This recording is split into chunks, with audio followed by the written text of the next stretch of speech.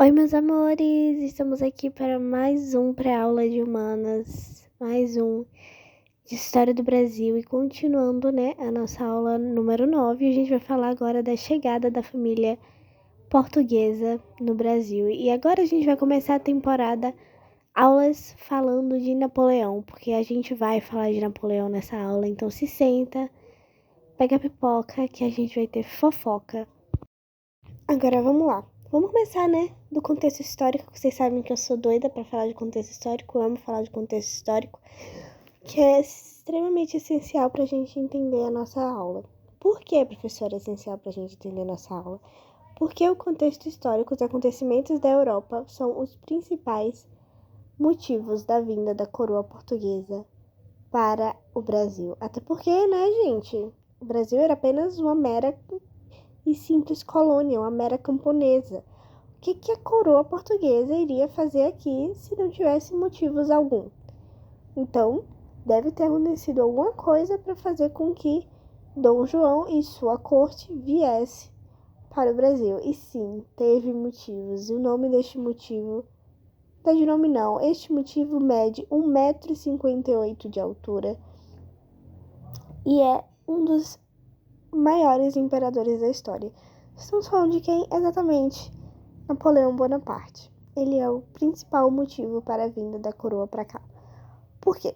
Quando Napoleão ele se autoproclama, né, imperador da França, ele vai querer dominar tudo sobre seu domínio, colocar tudo sobre seu domínio, porque lembre-se, imperador conquista novos territórios, um rei ele governa apenas o seu país. A Inglaterra na época já era industrializada, porque a Revolução Industrial ocorreu em 1760. A gente tá em 1807. Vamos falar de 1807. Napoleão ele vai querer dominar a Inglaterra, porque a Inglaterra era o foco naquele período, já que era industrializado, tinha uma boa economia, um bom comércio e era cada vez mais rica por conta do mercantilismo. Napoleão ele vai querer conquistar a Inglaterra, porém para isso ele precisa quebrar a Inglaterra. Então o que ele vai fazer? Uma coisa chamada bloqueio continental. Que bloqueio continental é esse? Vocês já estão fartos de saber que o bloqueio continental foi simplesmente uma ameaça que Napoleão fez para os países da Europa, dizendo: olha, se você comercializar com a Inglaterra, eu vou invadir você, viu? Porém, todavia, entretanto, Portugal não ouviu muito, se fingiu de surdo sobre essa tal ameaça de Napoleão. E não é à toa, meus amigos, que não foi só Dom João fugir para a colônia que 2 dias depois as tropas de Napoleão chegaram em Lisboa. Pelo Brasil ser apenas uma colônia, quando a coroa portuguesa vem para cá, ela não tem acordos comerciais, ela não pode comercializar com outros países, apenas com Portugal, graças ao Pacto Colonial. Porém, quando a coroa portuguesa sai de Lisboa e vem para o Brasil, o que vai acontecer? Não tem como o Brasil comercializar com Portugal, já que a coroa portuguesa está no Brasil. Então, Dom João, quando ele chega na Bahia, ele vai abrir os portos para as nações amigas. Nações amigas. Dá a entender o que? Não, temos uma lista de nações que vamos abrir os portos. É apenas uma nação, que é a Inglaterra. E ainda tem mais. Os ingleses eles pagam menos impostos nos portos brasileiros do que os próprios portugueses. Então, assim, para vocês terem noção de como é que estava funcionando as coisas aqui. E outro ponto, imagine você um rei, uma rainha de um país e simplesmente vai para a colônia. Você vai que outro lugar vai levar você a sério sendo um rei governando da sua colônia? Nenhum. Então o que acontece? Dom João, ele vai transformar o Brasil de colônia para Reino Unido, de Portugal e Algarves. Professora, o que são Algarves? O que é Algarves? Algarves são ilhas pertencentes a Portugal naquela época. Então, é Reino Unido de Portugal e Algarves. Para que, com esse nome, com o nome de título de Reino Unido, o Brasil deixe de ser uma colônia e passe a ser uma espécie de país, onde ela vai poder participar de conselhos e até sua palavra ser lei. Agora vamos, para um dos pontos muito importantes, que é o que aconteceu quando Dom João e sua corte veio para o Brasil. Vamos lembrar que, de princípio, o Brasil não estava nos planos da coroa portuguesa, do rei de Portugal, colonizar o Brasil. O Brasil, diferente das outras colônias da América, ele era uma colônia de exploração e exportação, ou seja, servia apenas para pegar o pau-brasil e exportar para a Europa, já que a tinta vermelha era extremamente cara e extremamente rara. Então, era apenas uma colônia de exploração e exportação. Quando começou esse processo de colonização, a gente não tinha tanto modernização, já que os impostos eram muito caros, que a gente tinha que bancar a coroa portuguesa, porque chegou um tempo que a coroa não, como eu posso dizer, ocorreu um terremoto em Lisboa e simplesmente todo mundo que vivia na colônia teve que pagar pela reforma. Então, não tinha uma qualidade muito boa de vida. Porém, já que virou Reino Unido e que o rei de Portugal e toda a sua corte estava vivendo aqui no Brasil, deveria ter o quê? Exatamente uma reforma, uma repaginada, um upgrade. E isso vai acontecer. Por quê? Vão construir um palácio para Dom João e sua família no centro do Rio de Janeiro. Porém, meus amigos, ele não vai querer, porque ele vai dizer que tem muitas pessoas, vai ficar próximo de muita gente, próximo do centro ele não quer.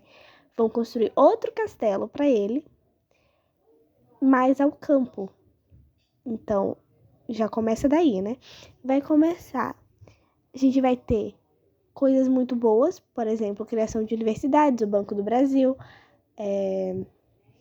modernização com a vinda, de Dom João na caravana dele. Ele vai trazer pintores muito famosos para retratar o dia a dia, o cotidiano brasileiro.